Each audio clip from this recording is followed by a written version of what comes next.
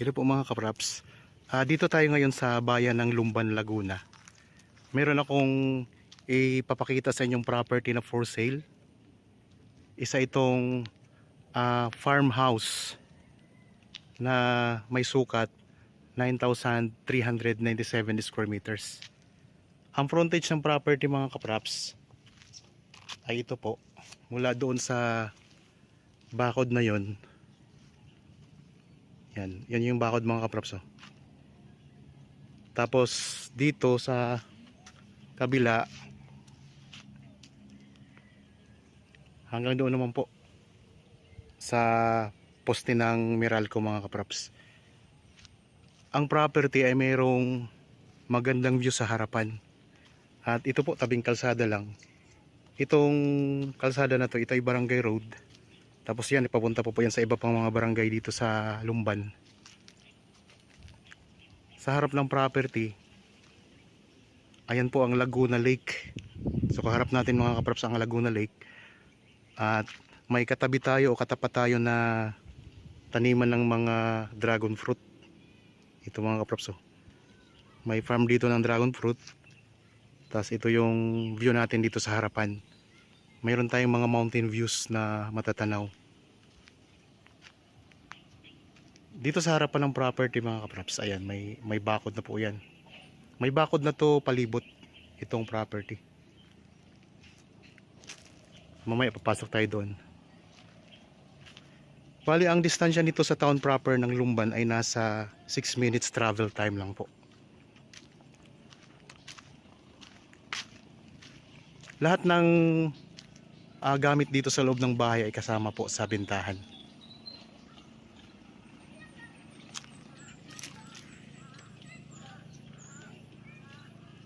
Yan, tara, pasok tayo sa loob mga kapraps.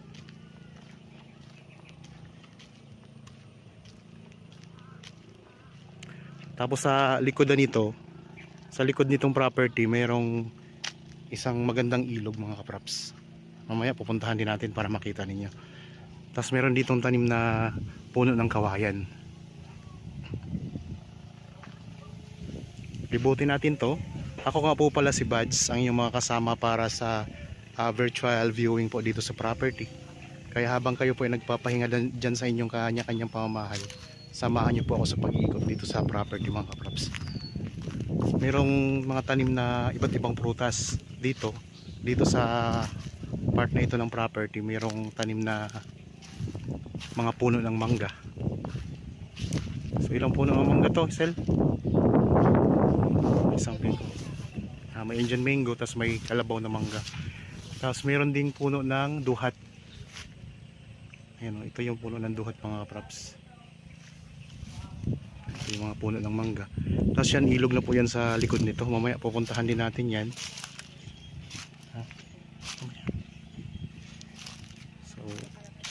Punta muna tayo dito sa loob ng bahay na sakop nitong property. Bali kasama na po lahat ng gamit na banggit ko po kanina.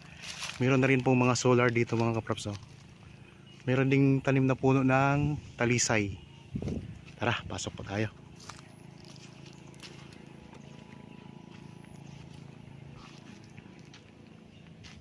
Dito naman po ang parking area. Yan, may tanim din na duhat dito. Nasa 7 sasakyan ang kasya po dito sa parking area. Ito yung front ng property mga kapraps yan. So pwede nyo itong i-develop. Kung gusto nyong i-develop na gawing resort, pwede ito mga kapraps.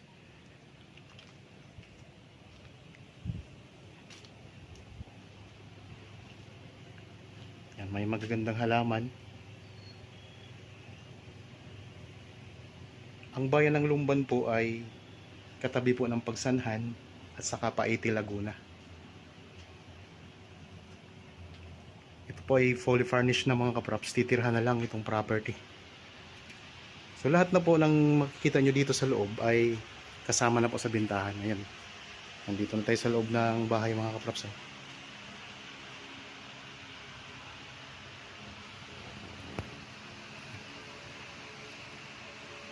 So ito yung pinaka sala dito sa bahay.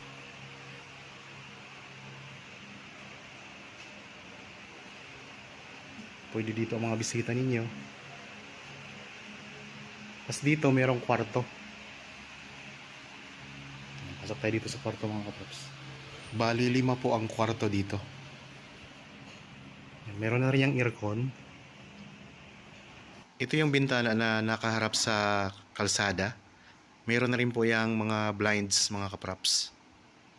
Kapag binuksan natin to, bubungad sa atin ang magagandang tanawin. Tanaw natin ang Laguna Lake at saka mga mountain views.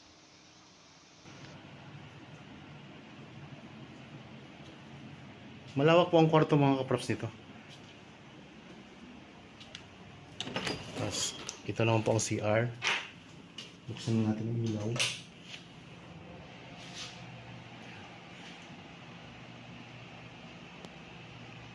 Naka-tiles na rin po ito mga kaprops.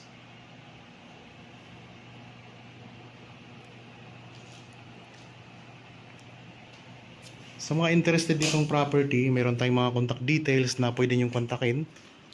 Mayroong Viber, cellphone number, Facebook Messenger, WhatsApp.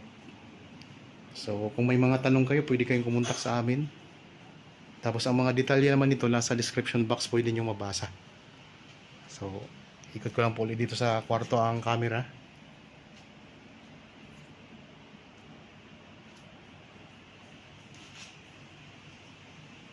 Ang mga kaprops, yung kwarto, yung sahig niya, simentado lang siya, hindi pa siya naka-tiles. Ayan o.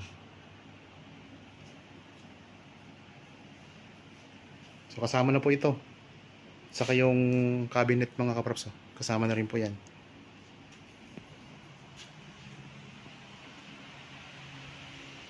So ito yung guest area. Tapos meron ditong 2 electric fan sa guest area mga kaprops. Punta naman tayo dito sa isang kwarto. Mayroong kwarto dito na magkaharap ang pinto. So pwede siya sa 3 single bed.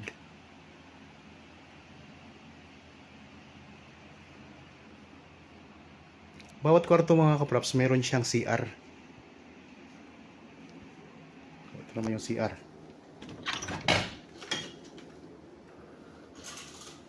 Yan, ito yung CR ng kwarto na to. Okay. Ito po ang room number 2 mga kaprops.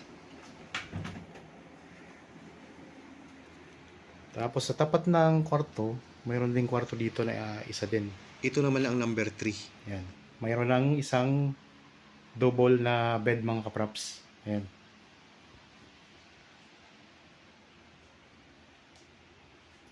Tapos meron na rin cabinet. Yung sahig niya hindi pa nga lang po naka-tiles.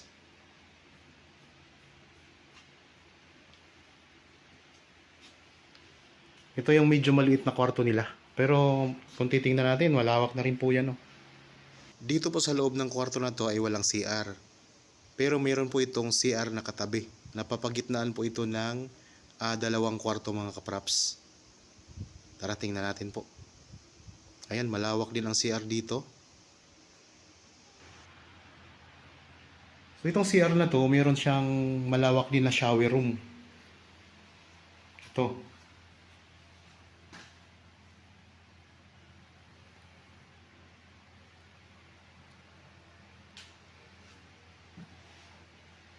Fully furnished na mga kaprops. Titirhan na lamang po.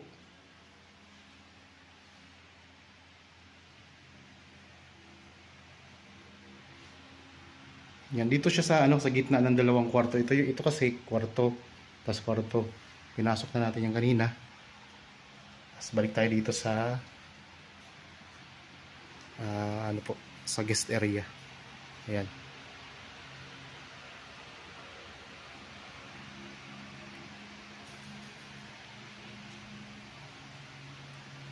Bali 1, 2, 3. Dito na tayo sa pang-4 na kwarto. Yan, ito yung pang-4 na kwarto. So may mga number naman pala. Ito may mga number naman pala yung bawat kwarto.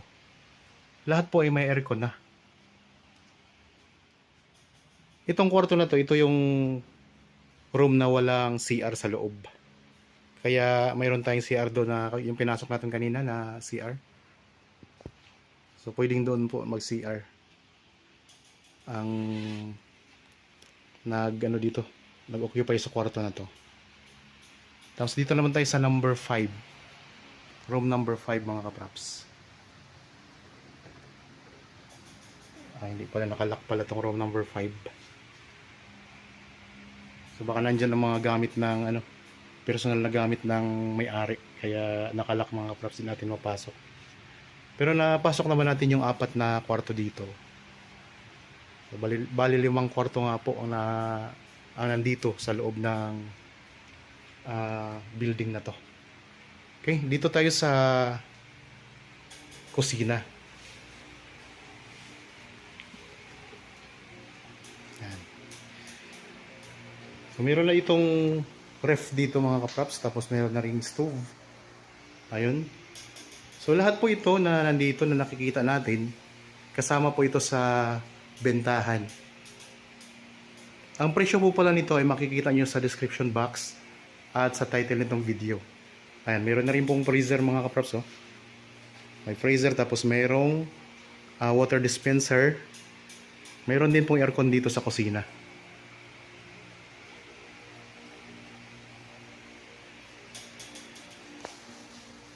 Hindi lang ito mga kaprops kasi mamaya paglabas natin ipapakita ko lang sa inyo yung mga tanim dito na marami kasi itong tanim na kalamansi, itong farm na to, farmhouse na to. Okay, ikot ko lang dito sa kusina ang camera para makita nyo po. Ito yung lababo.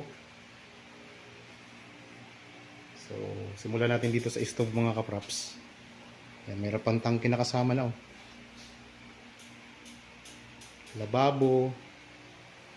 Tapos meron ditong lagayan ng mga gamit. Merong freezer, mayroong ref.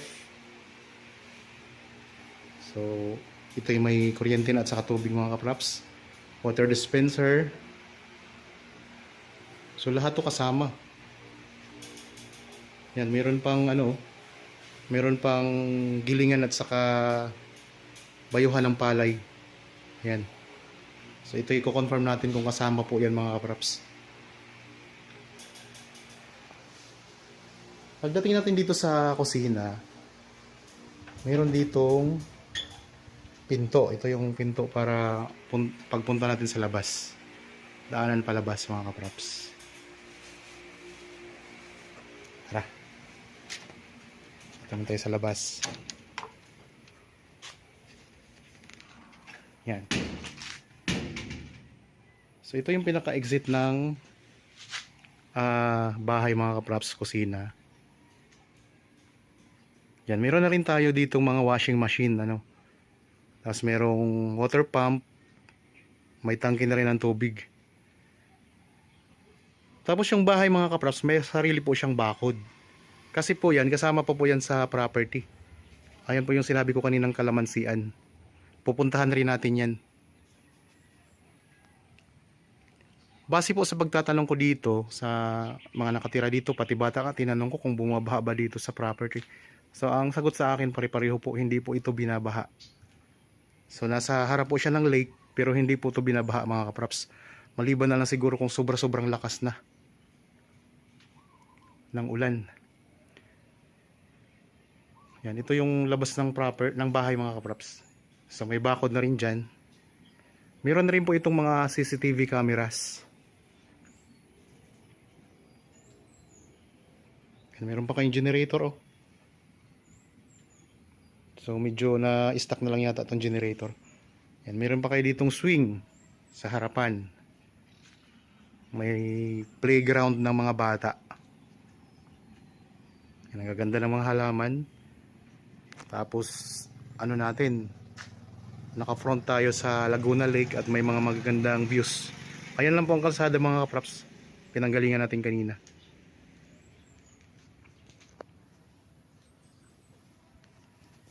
May mga gamit pa na may mga mower pa para sa pag trim ng mga Carabao grass na nandito. Ay, ang ganda ng ano dito mga kaprops, oh.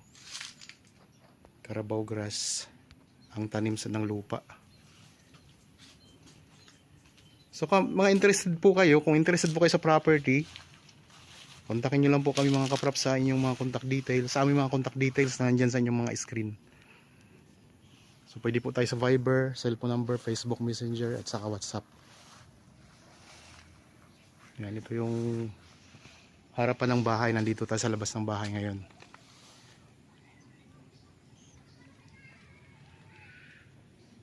May mga solar na rin yan.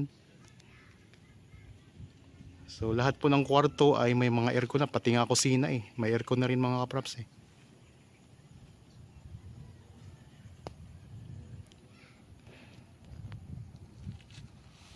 Okay, puntahan naman natin ang...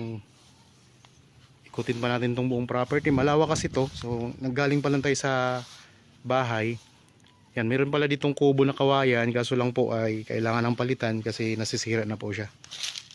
So dalawang kubo ng kawayan mga kaprops, oh. So kung kayo makabili nito, bumili na lang din po kayo ng bago.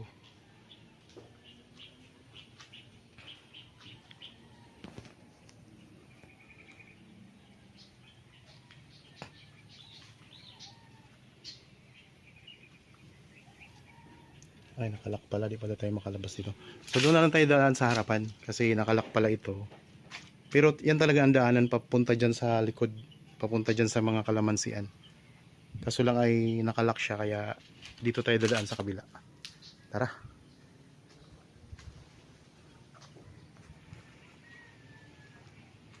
Medyo malawak-lawak pa ang ating ikutin kasi 9,397 square meters to. Halos 1 hektarya ang sukat. Ang ganda ng view dito mga kaprops. Tapos mamaya pupuntahan din natin ang ilog sa likodan.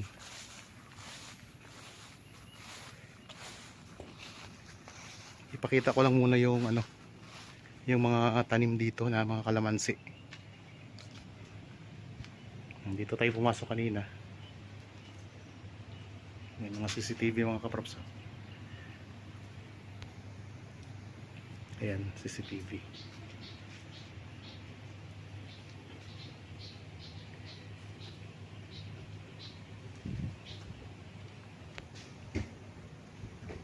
Habang ako ay nagbi-video ngayon, makikita po tayo ngayon ng may-ari sa kanilang CCTV.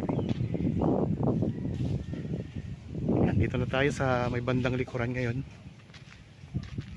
Ito may mga tanim dito ng mga guyabano. May aratilis. Yan, dito tayo sa likod ng bahay, oh.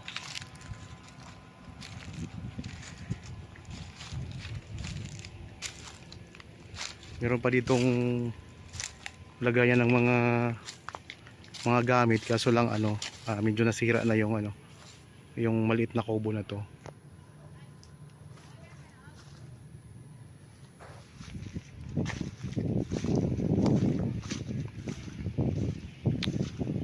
Dito meron ding mga tanim na puno ng mangga. Yung likod na yan, yung bakod na yan mga kaprops, yan ay flood control. Sa likod kasi nitong bakod na to ay ilog na yan. So kaya ano dito, safe na safe ka dito mga kaprops. Yan, ang daming tanim na puno ng mangga. 1, 2, 3, 4, 5. 5 puno ng mangga, tapos may mga kalamansi din dito. 6 na puno ng mangga.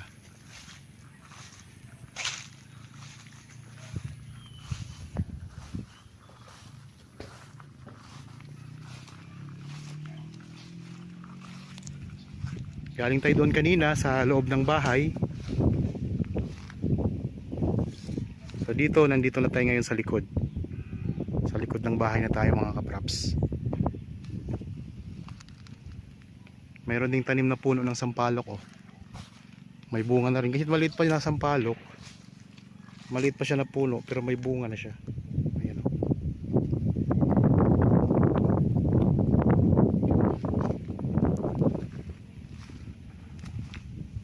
Yeah. Ito, may bunga na yan.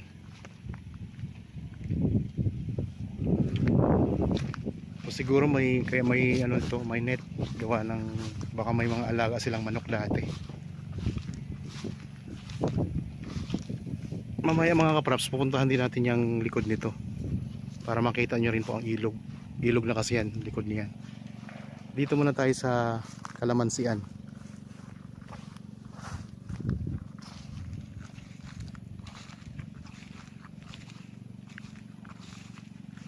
May mga solar na rin siya. Yan, mayroon din pala tong tanim na mga puno ng suha. Tapos to, daming puno ng kalamansi. Yan, mayroon ding puno dito. Anong puno nga to, kuya? Yan, may puno ng kamatsili. Yan mga kapraps.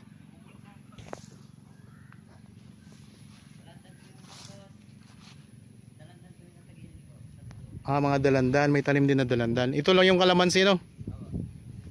Okay. Ito yung bali ito'y kumikita na rin kasi may mga tanim siya na kalamansi. Ibig sabihin, pag nag-ani ka dito ng kalamansi mga kapraps, pwede mo itong ibenta. Ayan, sa ngayon kasi ang nagbebenta nito yung caretaker nitong mga kalamansi. Kaya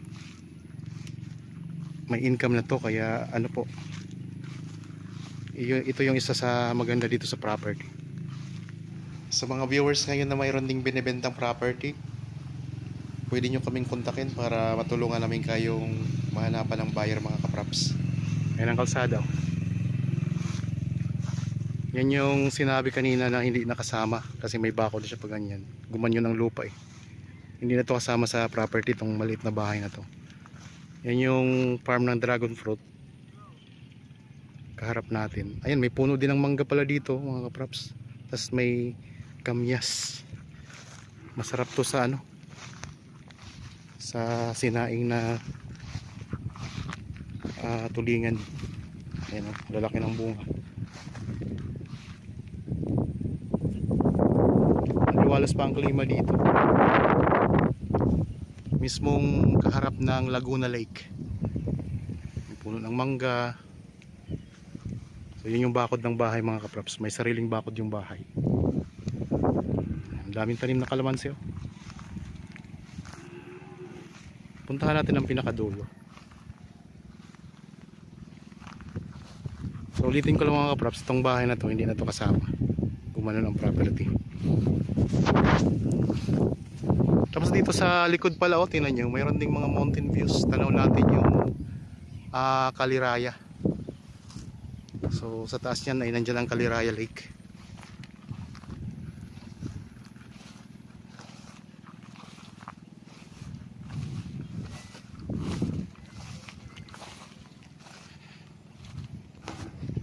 Hanggang dyan sa Pulong Kahoy, kasama po yan sa property. Yan yung mga views na nandito, matatanaw natin dito.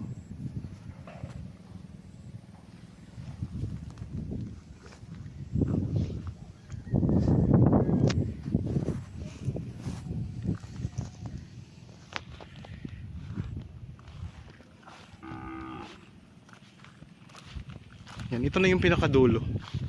Yan po, hanggang doon pa po. Meron ding tanim ng mga dalanghita. Yan, ito mga dalanghita na to dito mga kapraps.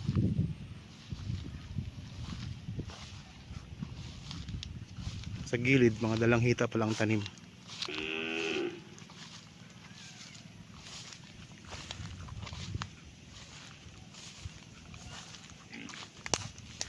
Dito sa gilid, wala ang bako dito. Ito na lang papabakuran po ninyo. Kasi dito sa harapan, yan. Ito kasi yung pinaka front pag ganun po. Diretso po doon sa pinanggalingan natin. Ito yung front.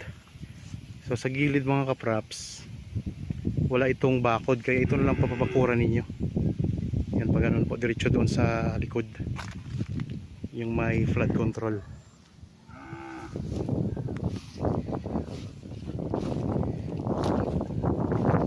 Dito sa likod, sa pinakalikurang bahagi sa bandang gilid, sa right side ng property. ito na kasi yung pinaka boundary niya, itong malaking puno na to.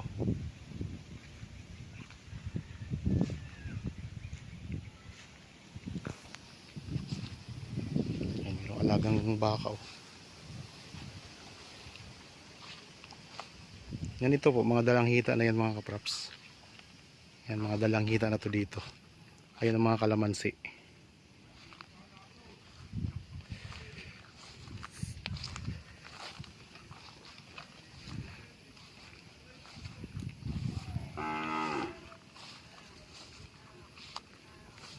Wala pang bunga ang mga dalanghita. Ulitin ko lang mga kapraps ha, ang property na ito na iniikot natin ay isang farm lot na mayroon ng bahay sa loob. Kasama na po lahat ng gamit. Kaharap po niya ay Laguna Lake. Tapos ang likod po ng property ay Lumban River mga kapraps, ilog. Itong likod nitong bakod na yan. So ilog na po yan, kaya pupuntahan natin kasi may hagdan doon sa may bandang gilid ng property. Pupuntahan natin. Pakita ko rin sa inyo yung yung ilog. Ito pala, oh, may hagdan din pala dito.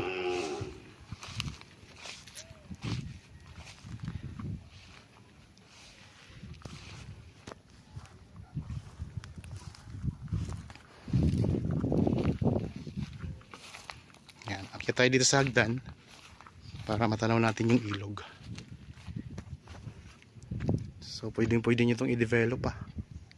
Pwedeng resort mga kaprops. Yan, ito na yung ilog.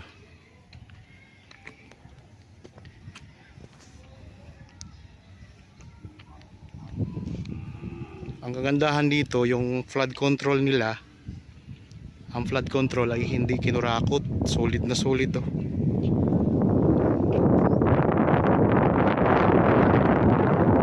Sa ikot ko ang camera ha.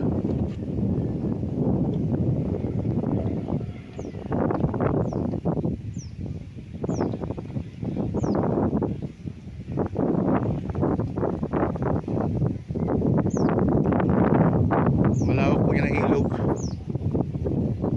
Pero safe na safe kayo kasi may flood control na. Ito yung property, oh. Ayan. Ito yung puno ng kamatsili. Tapos yan po ang kalamansian.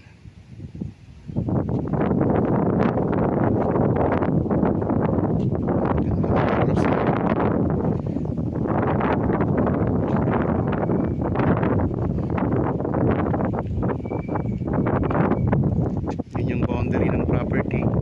Yung may saging na yun. Ganun po siya. Ayun po, tanaw din natin yung Laguna Lake.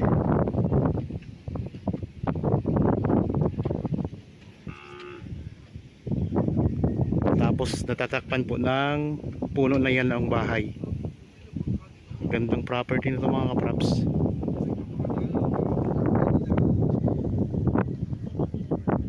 Pwede ka ditong maglagay ng ng mga bangka, boat ride. Pwede ka magtayo dito, i-develop itong resort, tapos maglagay ka ng boat ride mga kaprops. So harap po yung Laguna Lake at ang dami niyang mga tanim pa. Wala ka ng problema, titirahan mo na lang po at ang presyo ay mura lang.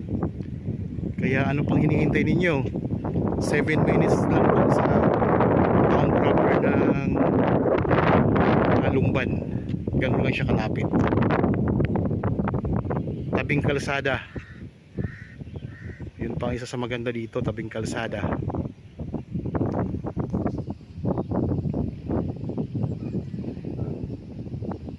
Okay. Isa mga kaprops, oh. Pwede tayo maglakad-lakad dito kasi malapad yung yung flood control.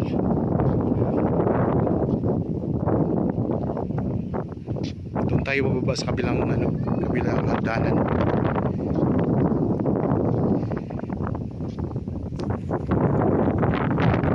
titingnan mo mga kaprops, tubig yan. Ano siya, mas mataas yung mula sa ilog. Ayan o. Kaya tulad ng sinabi ko kanina, hindi po ito binabaha, kasi kapag nakakita kayo ng ilog at saka lake, ang iniisip nyo agad ay binabaha, pero based po sa ano namin, pagtatanong namin dito, hindi po ito binabaha mga kaprops.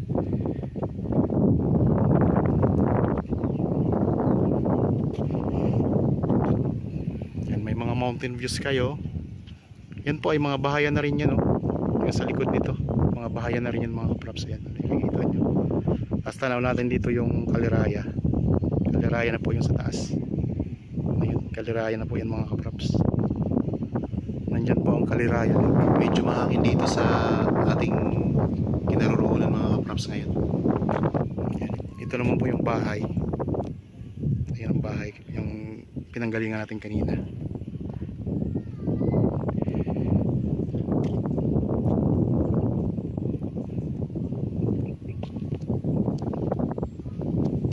Malapad po yung simento. Ito yung pinaka-boundary mga kaprops ng property, itong ating dinadaanan ngayon.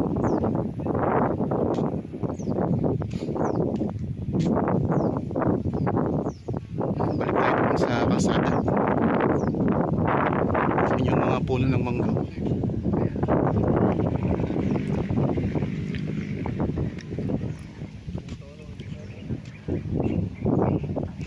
Yan din dalang hita dito.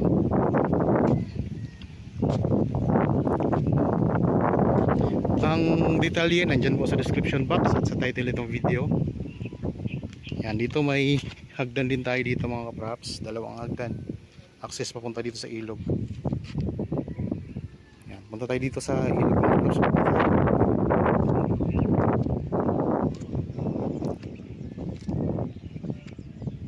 Okay, ito na. Yan, dito na tayo sa baba.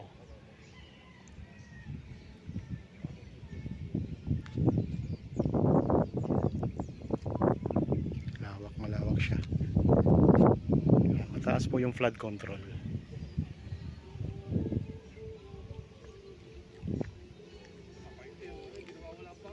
Kaya hindi to binabaha kasi ang lawak ng ilog niya. Dire-diretso lang po ang ano ng tubig, agos ng tubig. Okay, balik na tayo dito sa loob. Yan, meron ding tanim na avocado, puno ng avocado.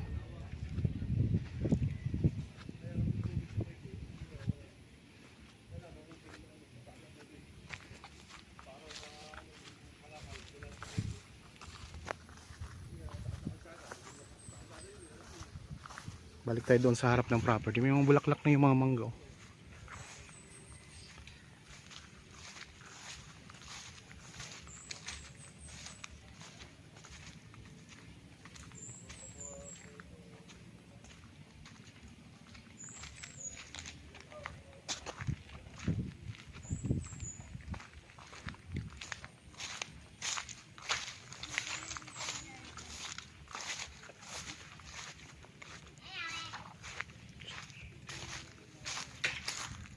Naikot na natin mga kaprops yung buong property.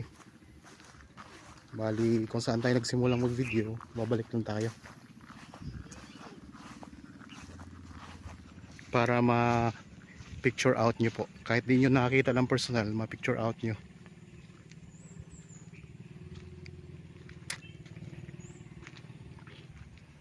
Ito yung pinaka front, ganda.